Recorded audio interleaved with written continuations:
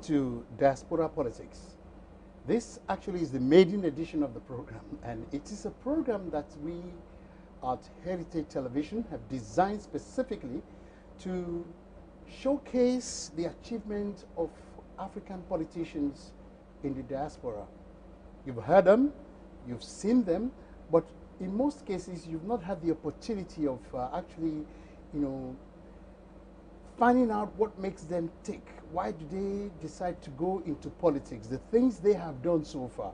And this program aims to periscope these individuals who have, done us Africans proud in the United Kingdom.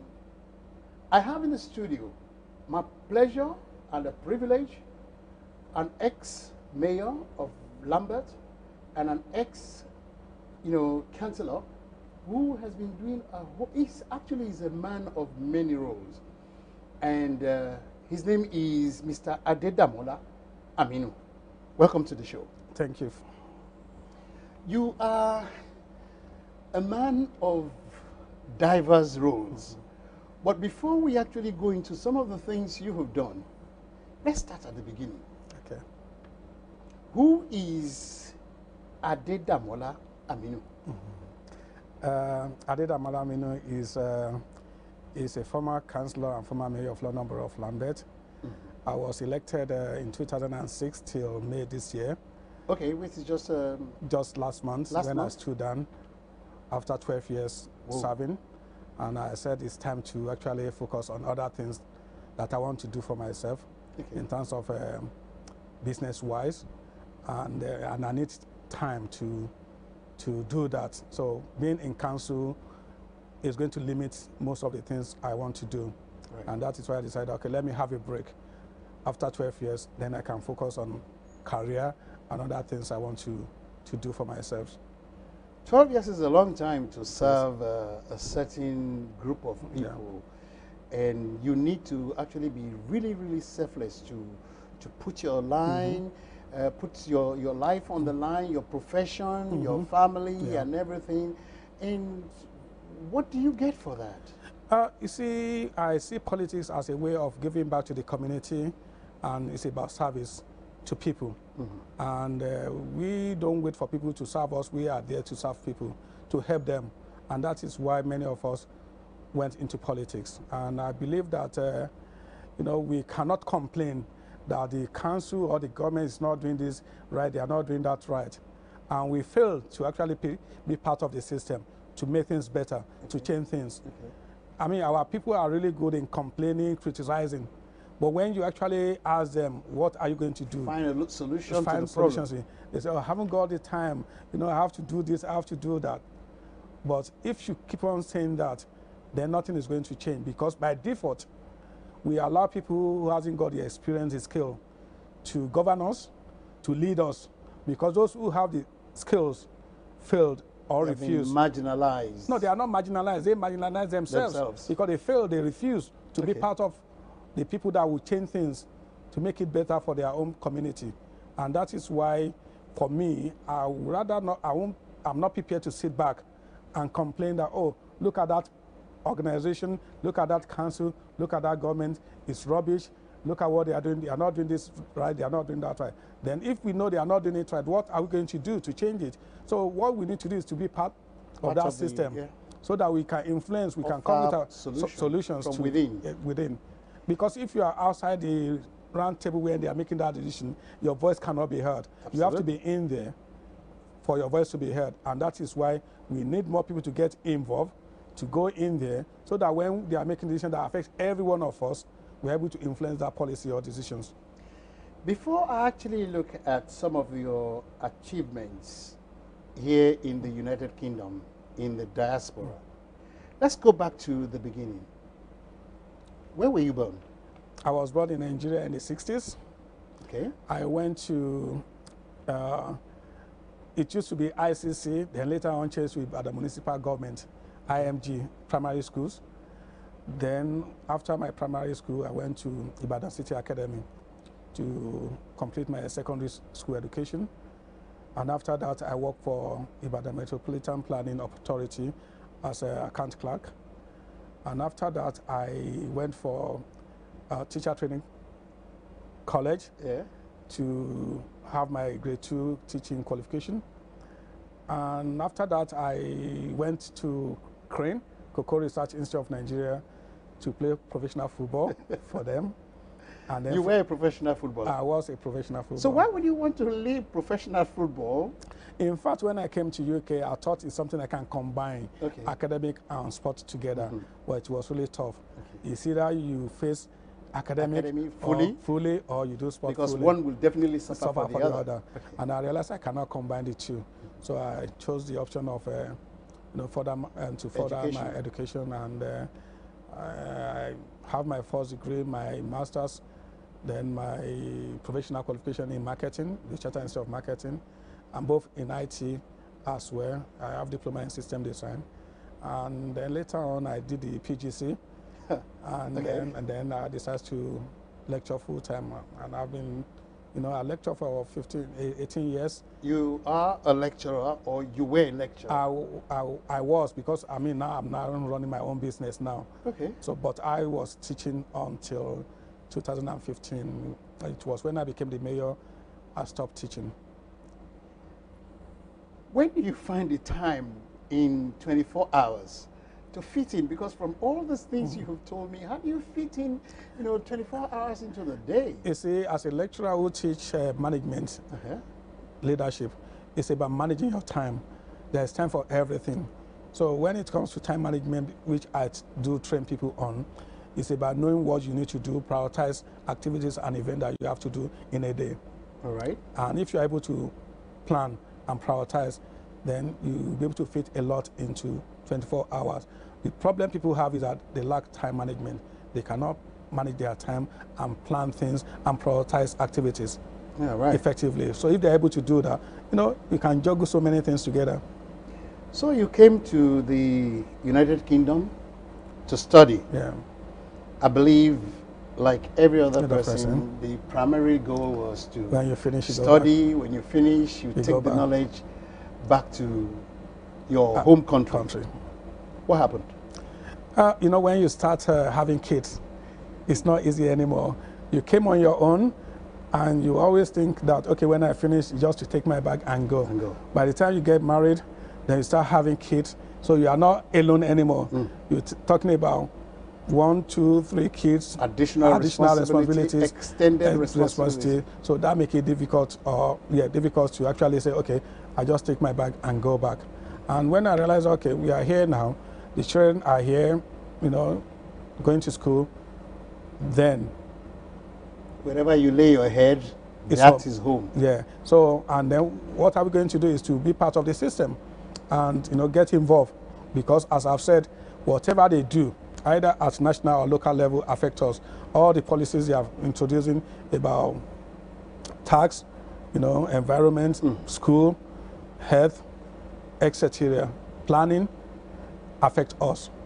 So we are here to stay. So why can't we be part of policymaker to change things and influence it to... It's some kind of assimilation. Exactly. So that they can understand where we are coming from as ethnic minority, what our aspiration, what are the things our community wants. So if we are not there to educate, to influence those policies, it will always work against us. Is that what propelled you into politics? It's one of the things that propelled me into politics. And one other thing is that I've been a lecturer myself. As I've said in previous interviews, that I was looking for a good secondary school for my son. I couldn't find good ones. In your borough? At that time. And so, what borough was that? That was in Lambeth. Lambeth. So I have to send him to a neighboring borough in Wandsworth for his secondary school education. And that got you worried? That got me worried. Then I decided to become a school governor. Right. So I joined the primary school he went to. Then I'm able to share ideas, influence policies, and so on and so forth, to make sure the school improve in standard. Then I joined another academic school in the borough as well. So this is how I started. Then we are lecturer as well. I was an academic staff governor there at one point in time as well. So these are the way people can actually influence policies. Because when you see that, okay, this school is not good or they need improvement, for someone who has the experience, then why can't I join and see where because whichever way you look at it, your children benefit. Benefit from your it. community, benefit from it people as well. who are of the same stock with you, the benefit. The benefit. And in some cases where they want to exclude ethnic minority children from school for minor offenses, we're able to step in and stop it. Because at the end of the day, when you expel these children, where are they going to go to? It becomes a burden to the parent, to the community at the end of the day. So why can't we find a solution, a way to manage them so that we can keep them in education rather than out of education? So these are the things that people don't understand and realize that it's always good to get involved in any community activities that goes on in your area. Being a school governor, not everybody would like to be a politician or be a councillor, but there are other ways you can contribute. Volunteer for charity organizations that help different people. These are the things people can do to make a difference. You see, having said that, right, our community, majority of us who live here in the diaspora, that line of thinking is kind of alien to us in the sense that we want to make money, we want to build homes, we want to send money to people back home. And then we say to ourselves, why do I have to become a governor of a school or, and my work will suffer?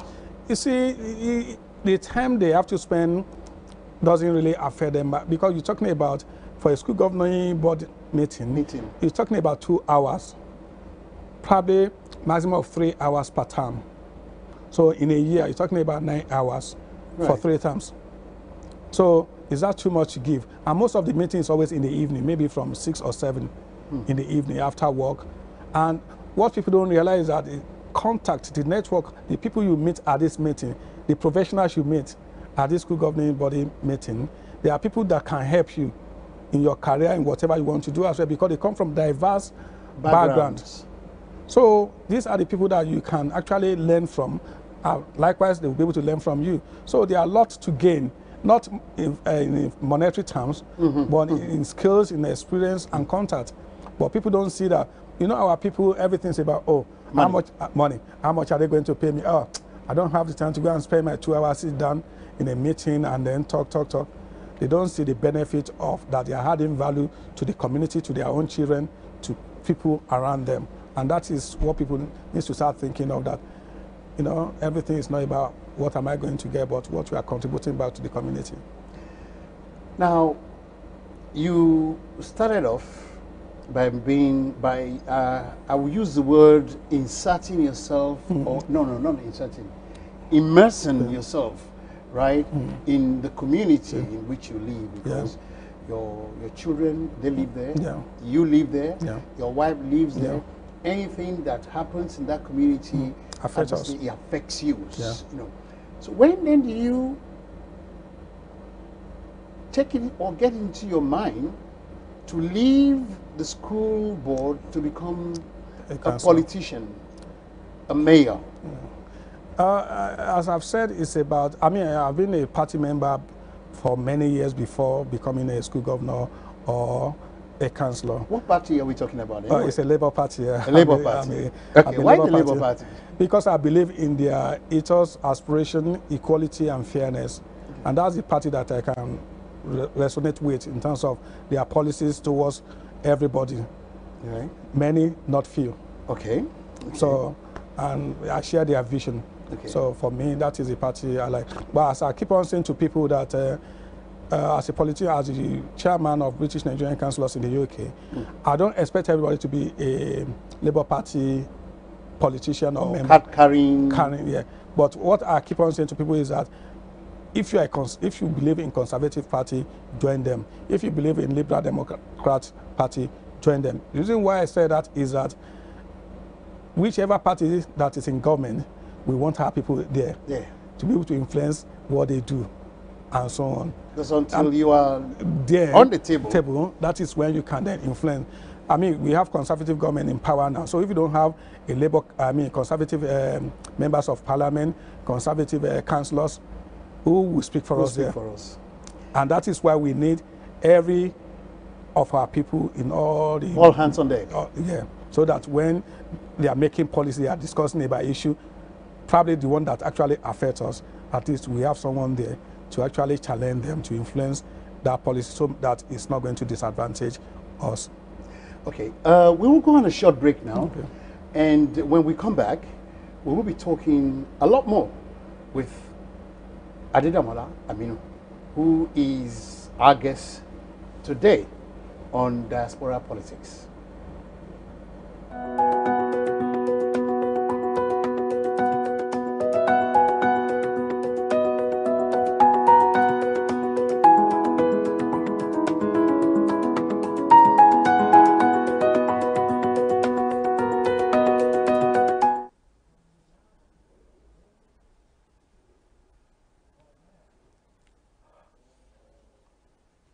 Oh, hello. Are you over 50? Come then. Let's narrate your story on the Ultimate 50 Plus Club. You see, this program is specifically directed at you all over 50 plus. Where were you born? What's your childhood like? What school did you attend? What have you done? Where have you been? Where are you going? What's your story? Your hopes and aspirations. See, we on Heritage TV would like to rub minds with you regardless of your status, education, or position in the society. The door is open. Come walk down memory lane with us. Step in. We're looking forward to seeing you.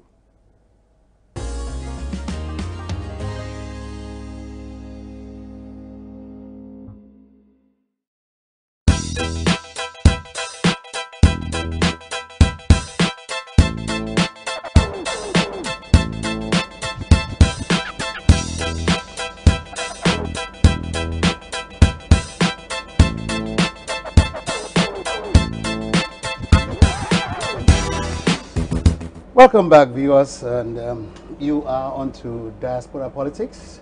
And today on the program, rubbing minds with Mr. Adedamola Aminu, who used to be the mayor of Lambert, and he's what I'll refer to as the past councillor of Tulse Hill. For Tulse Hill. Yeah. And he is one of the few, or will I say few? It's no longer few. It's no longer few. We are many now. One of the many, you know, Nigerians, African politicians in the diaspora. So, having said that, other people have blazed the trail, isn't it? Yes. Prior to you being there. Mm-hmm. You have written a book. Yes. What's the title of the book? The title of the book is Nigerians, British Politicians in United Kingdom and Republic of Ireland, a book of profile. The book actually profiles every single Nigerians who have been elected over these years, both past and present, up till March, or I would say up to the time the book was sent to the publishers. Yeah, up to May this year, before the current election in May. And the book actually, in there, people will be able to see the first Nigerian that was elected. Who was that person? The person, I'm still trying to find out whether the person is still alive. Okay. The name is William Odulate. Okay. He was elected in 1978 in Havering. Havering, of all places. And a conservative councillor for that matter, at that time in 1978. And then from the book, people will be able to see the first Nigerian that became a mayor. Okay. In Hammersmith in 1986. Okay. Mrs. Janet Adegoke. Then from the book, people will be able to read about the first Nigerian that became a council leader, both male and female. Right. The female is from Lambert, Linda Bellows. All right. And then the male is from Aringe, which is Charles Aje. Okay. And then from there we have other, councillors and mayors after those, the first people who are first elected in those various positions. If I'm to buy this book now, where would I get this book? What's the title of the book again? Nigerian British Politicians in United Kingdom and Republic of Ireland, a book of profile. And the book can be purchased from Amazon. If you Google the title, it takes you to Amazon. I think W.H. Smith will probably have it now, and some other book sellers will probably have it anyway. But people can still call me or send me email. I still have copies left anyway. Okay. And the price is $14.99. So I still have that's okay. copies left. And it's a book that everybody should have in their library anyway, because it's about profiling the achievement of Nigerians who have been in politics, both members of parliament, mayors and councillors, everybody, they're in that book, so that people will be able to see what they've done, and with their profile as well. Their background, academic, professional background information is in there. So that if we can do it, I believe other people should be able to do it. So I will always encourage more of our people to get involved. Because as I've said, most of the things we are responsible for in local authority, like housing, planning, licensing, setting council tax, business rate, rent, these are the things that affect our community. Every day. Yeah. So this affects everybody in our community. So why is it that, okay, we don't want to be part of it, people that influence those policies? And our community, again, they don't even know the role of their councillors. And we manage the education. If a child is going to be, looking for a primary or secondary school, they couldn't find a place, then they can actually reach out to their councillors for help and assistance. If you owe council tax or rent, probably, when you are in arrears and you are struggling to pay, reach out to your councillor. They can negotiate on your behalf, so that instead of getting a bailiff letter or eviction notice, then we can plead on your behalf. And you are like running yourself ragged. So these are the things that we can do, because, as I've said, they elect us to serve them. So we are responsible for them. So if there is any problem, if they come back to us, we see what we can do to help them out with their problem or issue they have with the councils. But people don't know that they are elected councillors, they are very influential, they are very powerful in their local authority. If they have any problem, they let us know as soon as possible. Even they have issue with social services, when a child is about to be taken away from them, maybe for adoption or fostering, then if we know on time, we can step in and see what we can do to make sure that child... So your rules are like diverse. Very diverse. And people don't know that. So, and I hope whoever is watching this program will start thinking, so who is my local councillor now? If I have any problem, how do I get in touch with them? And as I've said, we have the body, our Association of British Nigerian Councillors in the UK. If there's anybody that have any issue, if they contact me, I will link them up with my colleagues from various local authorities. Okay, these are the issues, these are the problems. Can you please, help this family to resolve the matters? And if it's something I can resolve on my own, I will do whatever I can to do it. And I've done a lot of case work that people that doesn't even live in my ward or in my borough.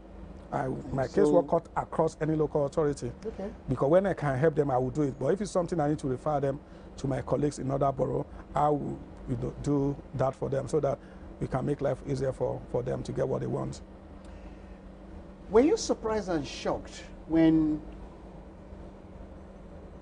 as an African, you came to this country and all of a sudden you're finding yourself in that corridor where power and nobody is bothered about where you're from. They're bothered about what you can give to your community. Because these are the things we don't have in Africa. Yes. We don't have, even in Nigeria, we have foreigners who have lived in Nigeria, have their children in Nigeria, and their children, and then we're not giving them a chance. Opportunity. An opportunity. I think that is really sad that in our country, Nigeria, and in most African nations, that we are given the chance, the opportunities in this country to serve, to represent people, even though many of us were not born here. Some of us are first generation, there are some second generation, British, Nigerian, or Nigerian British, whichever way we want to call it. And we were given the opportunities, and they did not discriminate against other, oh, you are not born here, you are not a British, or you are this, you are that.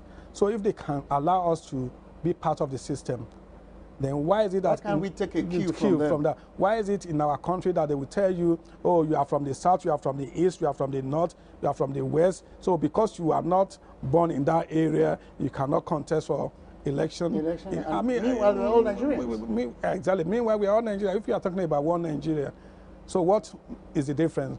And I think these are the things that we have experienced in the diaspora can influence policy back home if they give us the chance and the opportunity. Because I believe if someone has been living in any part of Nigeria, maybe the constitution will probably change to say 5 years. If I've been living in the north for 5 years, maybe in Kano or Kaduna or wherever for 5 years, that should qualify me to stand for governorship election, yes, councillor, because chairmanship, that's where you live, or House of Assembly, whatever position I want, because it's one Nigeria. So as long as I can establish that residency time, yes, then I should be able to do the same thing. The same thing should happen in the south, in the west, in the east. Every corner of Nigeria, people should be able to stand for election there without saying, oh, you are not born here, you are not from this area.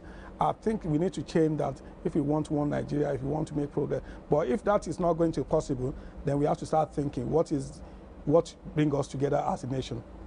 If we have to be discriminating against each other. So if we can do that to ourselves, then what about foreigners who are living amongst us? In fact, that book actually revealed a lot in terms of it's only in the United Kingdom that we have more ethnic minority being involved in politics than any other country in the world. Any other country in the world, apart from probably America, because of the population and size. So we have more, I mean, a lot of... but we are more condensed, isn't it? Yeah, but UK is the only country in the world that we can say we have ethnic minority being allowed to participate in governance. Because if we are talking about well over 100 Nigerians already involved, both past and present, in politics here, that excludes other African countries, that excludes the Caribbean and Asian. Whereas in any part of the world, we will see that number of people represented in politics. Nowhere. Now, you said you have an association for Nigerian politicians in the diaspora. Yeah. Is there one for African politicians in the diaspora? There are a lot of various forums. There's African for Labour, probably African for Council, Conservative, and so on. There are pockets of them here and there. Why are you thinking of anything? Because I see that you have knocked down a few walls. Yes. You are a man of various roles. You've done so many things. Has it ever crossed your mind to take that as a quest to bring all of them together under one umbrella? Because they're Africans, so why are we saying African for Labour, African for this, I think that's a good thing. We probably look into, because with the British Nigerian councillors, it brings every one of us together. Either you're a conservative, or Leave Them, or Labour, we are all one together. Or same politicians. We are all because you're fighting towards the same goal. The same goal. So I think that same thing should happen for the African politicians, which you just mentioned now is something I will be looking into in terms of... See, you heard it first here on Diaspora Politics. So let's come together irrespective of whatever political party you belong to. We are African. Either you are from Sierra Leone, Liberia, Ghana, you name it, irrespective of whether you're a conservative, Labour, Leave Them, or other independent party.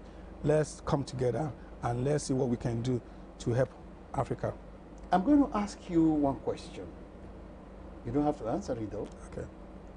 In your quest as a politician, in your quest on the journey as a black man, did you encounter any racism? Of course.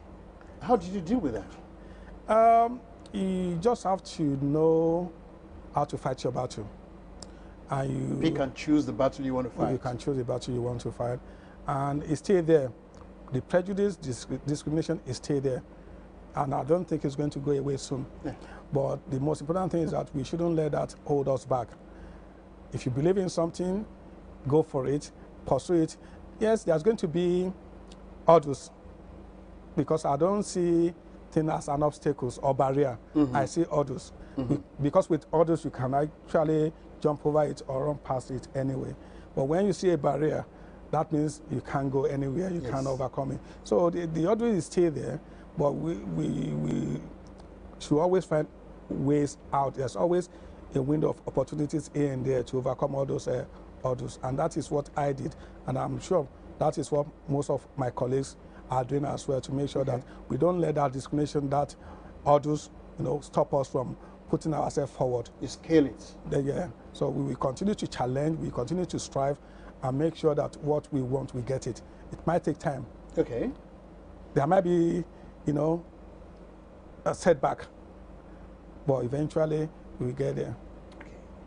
While I was coming into the studio before we started this program, a young friend of mine, Bekenulua, gave me, something to look at. And in one of them, it was a question. He says, as a former mayor here in the United Kingdom, you must have learned and offer a lot to the borough you serve. Yes. Isn't it? Yes. Now, in doing that, this knowledge that you have acquired that can never be taken away from you. Yeah. Have you thought about taking it back to Nigeria to go and serve and impact the same thing to the body politics of Nigeria? Yes, I've been thinking about it, and I always said to people that when Nigeria calls, we have to obey. When my country need me, when they call, I have no obligation than to answer that call. It's our motherland. We want the best for our people there. Why is it that when our service are needed, and then we're going to turn it down? I won't do that. And I'm sure most of my colleagues won't do the same. I mean, they are not going to turn it down. So it's just for them to give us the opportunity, the chance to come and use the skill, the experience we have. We are not saying the people in Nigeria, they are not qualified, they are not good. Of course they are. Some of them have the experience, but but in some area we can see many of them have traveled wide, seeing what is going on in developed countries, but they go back home and do something completely different. Which is not part of good governance, which may make life difficult for our people in Nigeria. That is really sad. And for those of us who have, as I've said, we have over 100 who have either current or past, who has this experience, skill to bring back to Nigeria. They should give us a chance. And we are talking there about politics in 2019 now. You see, people are saying, both old and young, and say, okay, we want credible candidates, we want people with good characters and everything. They are there, but we are not looking for them. Yes. They are out there, you know them. Why don't you go and get them? Is it the same recycled politician you want back in the system, who have been looting, stealing your money, who fail to invest in education, in health, roads, infrastructure, a lot of things? Is it the same people who have been there for 10 years, 20 years, 15 years or longer that you want to bring back? What are they coming back to take? Many of them, they've done it, they've served, and they failed to achieve anything. Time for them to vacate and exit the stage. They should, and then they should bring fresh people of good character, experience, and I keep on saying, not every diaspora have the skill, experience.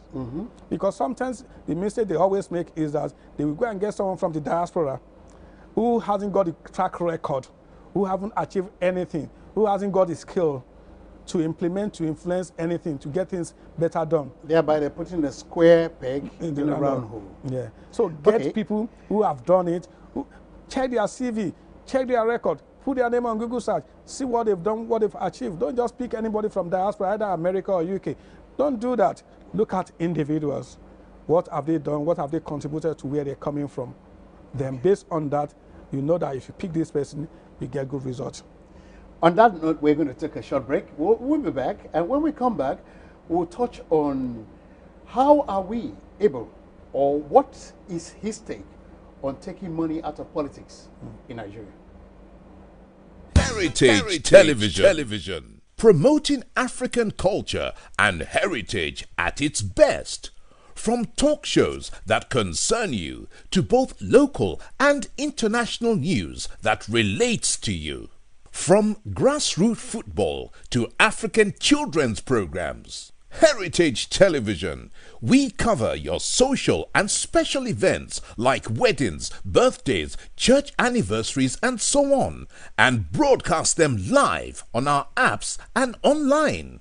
Heritage Television, broadcasting everything about culture and heritage. Heritage Television. We've got it covered. Do download our apps on both Android, iOS, and Windows mobile platform. Heritage Television, your very own TV station.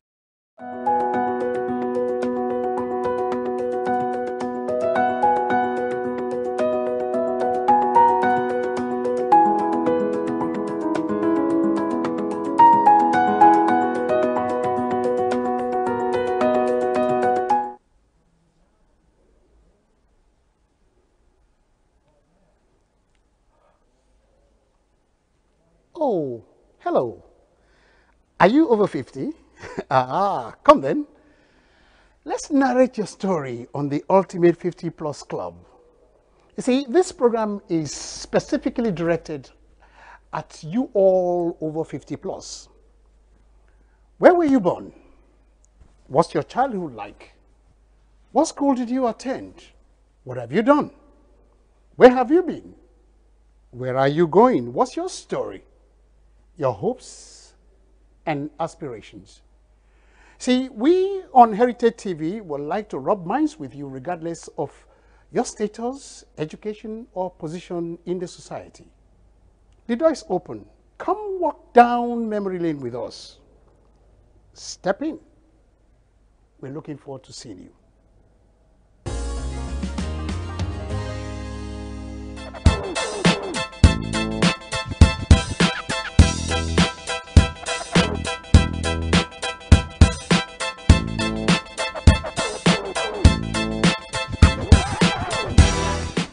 Welcome back.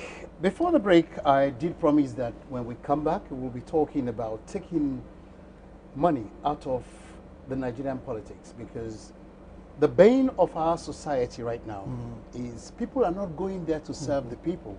They're going there to serve themselves. And like various people have referred to them, we call them kleptocrats, because they are not serving the people.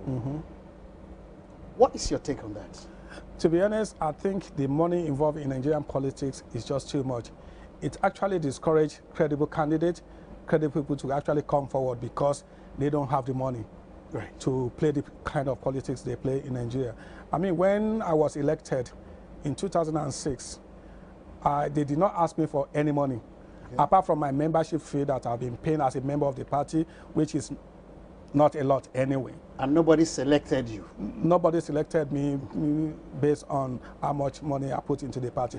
No, it's based on ideology? My ideology and my character, and they believe in my experience and skill. Ability to do what I'm going to bring to the table. So I think in Nigeria, I think people should be rewarded based on how much they contribute. I mean, not in monetary terms, in terms of how much time and effort they are putting into the party, at the same time into the office they are holding. I mean, for example, if you look at House of Assembly and Senate, I think they put them on a fixed salary.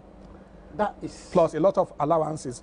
I don't think it's something that they should put them, I mean, give them a fixed salary. It should be based on the sitting allowance that, okay, if you attend Senate meetings 3 times a week, you know, we give you allowance for that period, and not a salary, not the jumbo salary they are getting now. And in that case, that will probably attract credible candidates, people professional people who have the love of the nation to come forward. And it doesn't stop them from having a job as well. You should actually have a job. You should have a job. Even the councillors, the chairman. You all have jobs here. We all have jobs here. So what stops them from having a job? Why is it that everybody depends on the state to share money here and there? So these are the things we need to start, I mean, we need to look into in Nigeria. How can we make politics more user-friendly, more accessible to everybody, either you have money or not? And then parties should find a way of raising funds. There are different ways of doing that. I think over here you cannot contribute more than a particular amount of money per individual donors. Yes. And so these are the things we can look into. But as I've said, if they actually engage us, these are the things we can rub minds with our Nigerian politicians and then us here in terms of how we can make things better. So for me, money politics is not good because it actually discourages. It breeds corruption. Corruption, and it discourages credible people to come forward to serve the nation. So, you know, as I've said, we are willing to help in that area if they want. There are a lot of ways we can eradicate that. If they want it, we can do it. The new dispensation that's here now is going to approach the people for another mandate. Yes, 2019. 2019. And the door has been opened by the Senate because there was an amendment that allows people to run as independent candidates. Yeah. What do you think? Do you have it in mind to run or throw your hat in? I think, you see, to run as an independent candidate in Nigeria, I don't think... You don't think it's viable? At the moment. Why don't you think it's viable? Because of the money politics that they play in Nigeria, I don't think it's viable. We need to educate people first, and I think when people are actually ready for that, they will tell them they don't need their money, they want people who is willing to make a difference to their life, who's going to give them their children good education, good medical care, good roads, electricity, you know, all the basic amenities that people need. Then they will start looking for candidates that can give them that opportunity, rather than people that will give them 5,000 naira or 2,000, whatever amount, just to bribe them before the election. And after that, the next 4 or 5 years, they would neglect them. They don't see them again until when another election is coming. Or they will just do a small project in their local area, maybe borehole, water, or a few things here and there, and they say, oh, see what we've done for you, and then they disappear for the next 4 or 5 years. I don't think people need that. People want employment, good job. Look at the amount of graduates out there, no job. No job. And these people are putting money in a bunker, in a tanker, in different water everywhere, and burying it and sock away. So, and this money could have been used to help people to get job, to create employment, to improve infrastructure. Why are they keeping this money in those areas?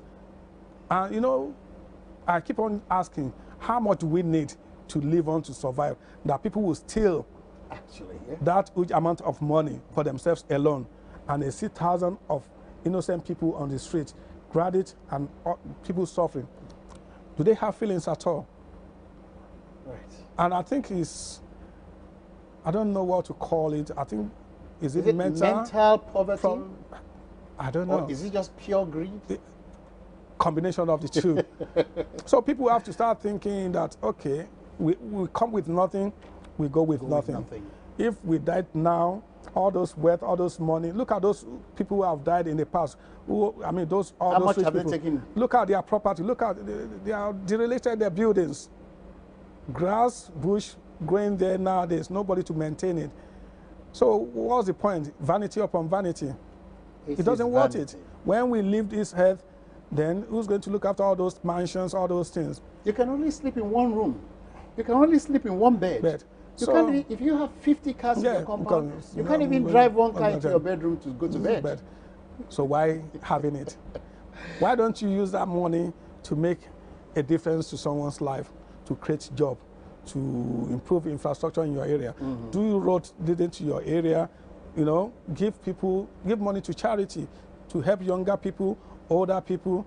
You know, just make your environment as good as possible with your wealth. That is what we should be looking for us to do.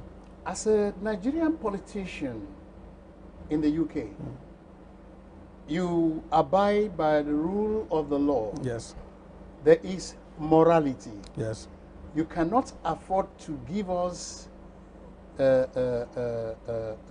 bill and then the bill is found wanting. Yes. You cannot afford to just open your mouth and talk to people anyhow because you are serving the people. Your door is open at all times. 24 hours. Which is the reverse in Nigeria. 24 hours. Some people will even call me around 12 a.m., 1 a.m., asking me, oh, I've got a problem, my neighbor is doing this. I say, okay. All I have to do is get their details. If it's something I can call people on night duty, I will call them to send someone to, especially if it's about antisocial behavior, nuisance and things like that. We have 24 hours team anyway. So if it's something that I need to call anybody from that team to go and intervene, I will do that. But if not, the following day, I will get back to them and try to address their issue. And you know, as a politician here, if we are giving a gift worth over 25 pounds or over, you have to declare. You have to declare it, because you never know. Maybe that person that gave you that gift will want to do something with your local authority, and you are sitting on the committee that will decide on that thing. They have to know that, okay, your relationship with the people who is putting the application forward, and that is the way we work here. Even when I was a lecturer at Lambeth College, they submit an application, planning application to expand the buildings. As a lecturer there, and I was on the planning committee, I have to declare the interest that okay, I'm a lecturer at the college. So that's a conflict of interest? Yeah, it's not prejudicial. Okay. There's prejudicial interest and non-prejudicial. Okay. But still, I still have to declare it. Then the committee then have to decide whether I You can have to sit on, the on that committee item or not. On that item. I will still be part of the committee. Yeah, but not on that particular item. So they will have to decide, okay, maybe I have to step aside for the rest of the committee to decide on that item. So there's no bias. So there's no bias, or they will allow me that it's non-prejudicial. So these are the things we do here. If you think, okay, you have a relationship with someone, and then that person have application of business to do with the council, then you have to declare. That doesn't mean you cannot do whatever you want to, but they must know. And then they will decide whether, okay, you cannot sit on this agenda item. Step that aside. Then when they decide, do it so that at least we can defend it at a later date. Yeah.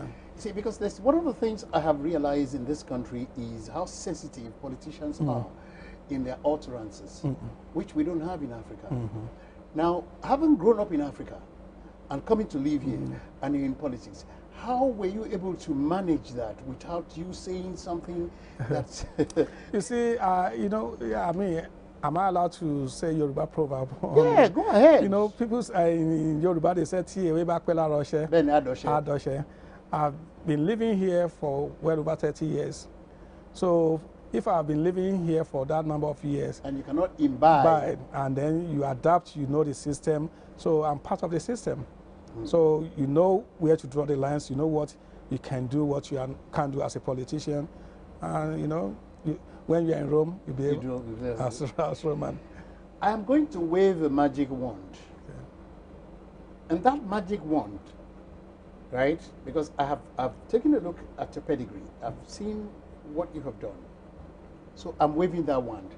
That wand is to make you the president of Nigeria for 1 year with complete and absolute power. What would you do? Wow. In 1 year, things will change. Because Nigeria is a blessed country. We have money, we have resources, we have everything. Human resources, we have it. Nigeria, if I'm the president of Nigeria for 1 year, things will change. Because the type of people that are going to serve in my cabinet, it doesn't matter which part of Nigeria you come from, the most important thing that you are qualified, you can deliver. Yeah. That is what matters. Then the issue of electricity, we have to fix that as soon as well, because without that, the economy cannot grow. How do you go about that? How do you go about fixing electricity? You see, there are carbers. That's the biggest problem that the nation has. You see, there are carbers who doesn't want electricity in Nigeria because they thrive or they make profit out of gen and other things. And because of that, they don't want the system to work.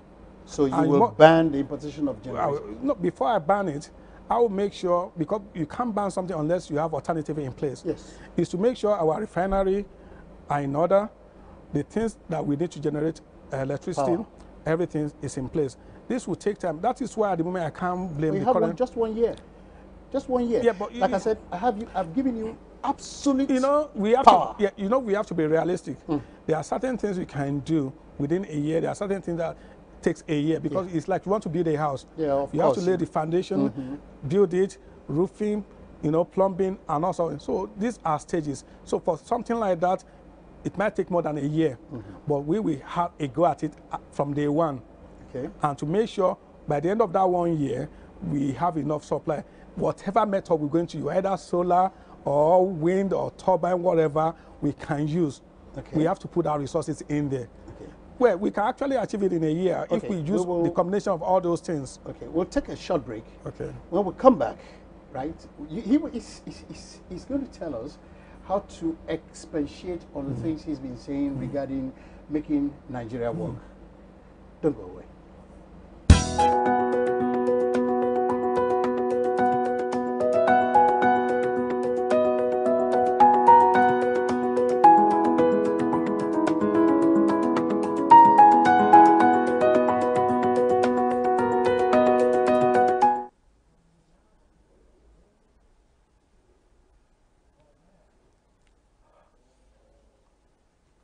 Oh, hello. Are you over 50? Come then. Let's narrate your story on the Ultimate 50 Plus Club. You see, this program is specifically directed at you all over 50 plus. Where were you born? What's your childhood like? What school did you attend? What have you done? Where have you been? Where are you going? What's your story? Your hopes and aspirations. See, we on Heritage TV would like to rub minds with you regardless of your status, education, or position in the society. The door is open. Come walk down memory lane with us. Step in. We're looking forward to seeing you.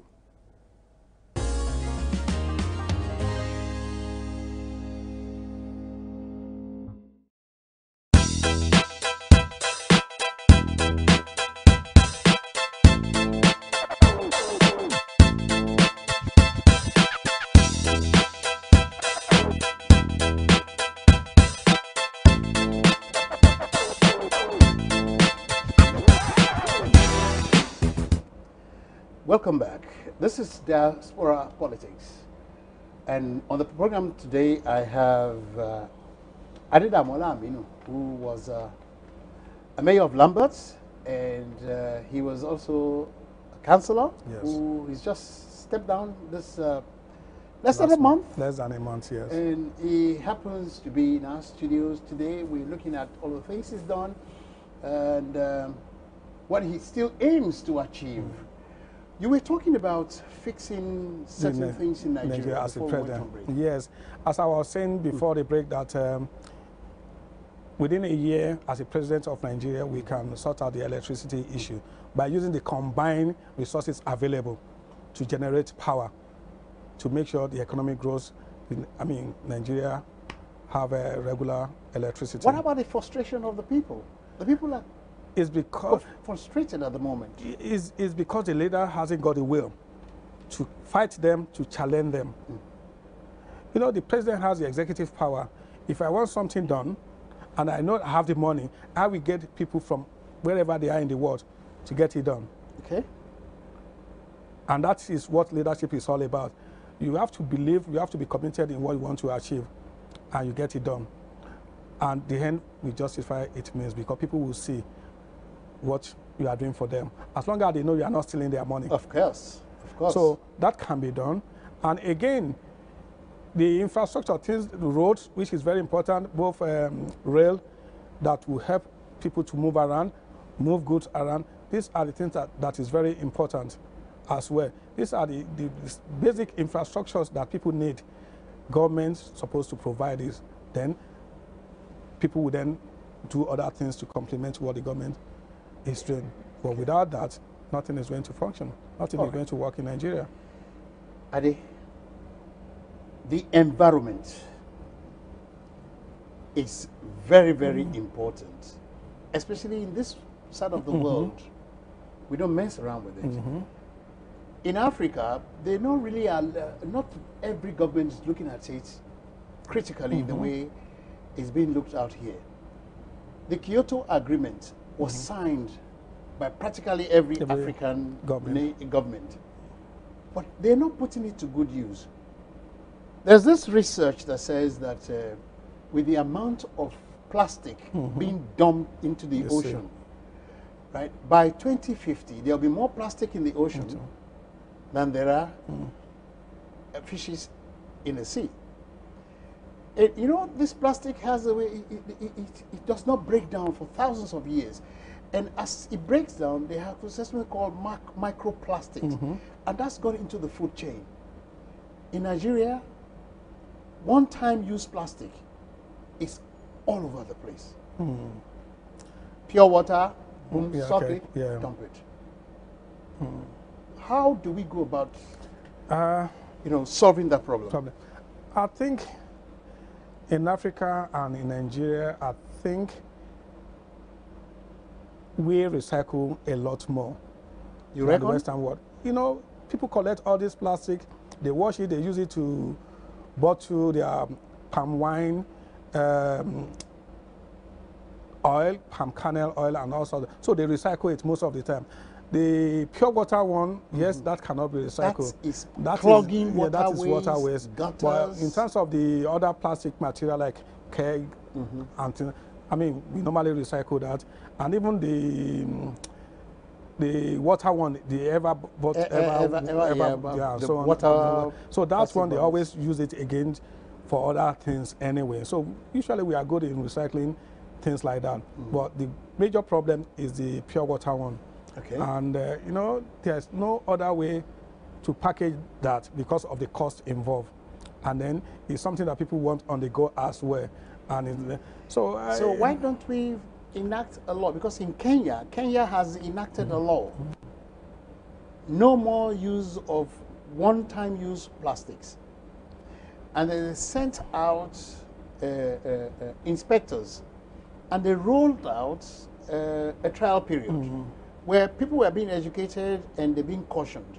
And then when the trial period stopped, when you infringe, straight away. I think with pure, I mean, if we have to focus on pure water, there is no better way, there is no alternative material they can use to keep it safe and secure for duration that people will use it anyway. So you're not saying that you it's have to proper for them to use that throw away once? No, it's just we have to find a way of making sure that when we are throwing it away, we are able to burn it.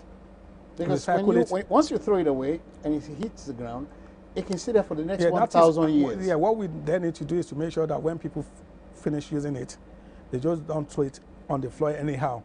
Then they have to take it home or put it somewhere where people can collect it, like a recycle bin, like we have here. Yes. So these are the things that people need to do. So it's just to educate people that, okay, when you finish your plastic, some water or whatever, you know, make sure you keep them somewhere and then you go and deposit them at a recycle bank or bin somewhere. So maybe we might be able to have all this being dotted around cities area where when people finish their drinks, then they can take it with them, and then when they see the nearby recycle bin, then they drop it there, and someone will collect it, and then they will dispose it properly. As an African British politician, what would you say is the most satisfying thing you've done in this country? And where do we go from here? I think the most satisfying thing that I've done in this country is to actually serve people in this country and being able to serve everybody, and including my Nigerian community when they have issues, problem with local authority, and then I'm able to stand for them. I'm able to advise them, educate them on the system, and you know, give them whatever I can, morally, time, financial, whenever I can. I thank God that God put me in that position to help, to make a difference, and then to be in the position I was, being the first Nigerian to become a mayor in Lambeth. Okay. And then being able to serve for 12 years as well. 12 years is a long time. It's an achievement that, you know, I thank God for the opportunity given to me to make that difference. Not only serve as the mayor, I was a deputy cabinet member for Education and Social Service for 3 years. Okay. And deputy cabinet member for Enterprise as well. So in those areas, I'm able to influence and make a big impact, because the schools in Lambeth now, majority of them are either good or outstanding compared to those days when it was just wishy-washy. Or some of them on special measures and so on. So we're able to turn things around. Even when I was the deputy cabinet member for Education and Social Service, we had Ofsted inspection. We got outstanding across 4 different areas. So I'm proud of that at least when I was there, this is the result of our involvement in politics in that local area. So I thank God for the opportunity given to me to serve. And as I've said, I've done my bit for now. I need to take a break and think of future things I want to do. Spend some time with the family. Spend some time with the family. And whatnot. Yeah, and you have children, don't you? Yeah, I've got children. How many have you got? 3. And married? Yes, married, yeah. So I thank God that we are able to, you know, make an impact and, you know. Okay. Right, that's been nice. A bit. Well, It's such a pleasure having you. Thank you so much for coming to Diaspora Politics. It's a We're pleasure looking having forward me. to having you again on this program anytime. And to viewers at home, my pleasure. My name is Jerry Crentsil. Bye-bye now. Thank you.